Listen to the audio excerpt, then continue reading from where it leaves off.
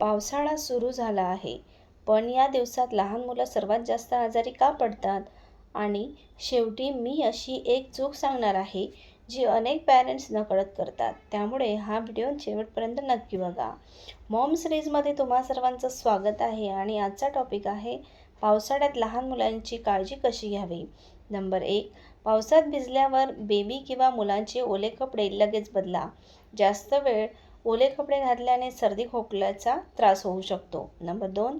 मुलांना नेहमी गरम आणि ताजं जेवण द्या. बाहेरचं किंवा बराच वेळ ठेवलेलं अन्न शक्यतो टाळा. नंबर 3. पावसाळ्यात हात स्वच्छ धुण्याची सवय लावा. खेळून आल्यावर आणि जेवणापूर्वी साबणाने हात धुणं खूप महत्त्वाचं आहे. नंबर 4. मुलांना उकडून थंड केलेलं किंवा स्वच्छ पाणी पिण्यास द्या. त्यामुळे पोटाच्या संसर्गाचा धोका कमी होतो. नंबर 5. घरात डास होऊ देऊ नका.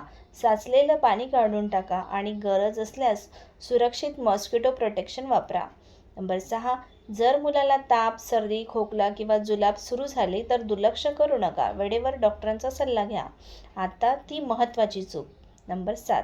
अनेक पॅरेंट्स मुलांचे ओले शूज किंवा सॉक्स खूप वेळ तसंच ठेवतात. ही टाळा. पाय कोरडे ठेवणं तितकंच महत्त्वाचं आहे. लक्षात ठेवा, योग्य काळजी घेतली तर पावसाळ्यातही तुमचं बाळ निरोगी आणि आनंदी राहू शकतं. व्हिडिओ आवडला असेल तर लाईक, शेअर आणि चॅनलला सबस्क्राईब करायला विसरू नका. Happy parenting.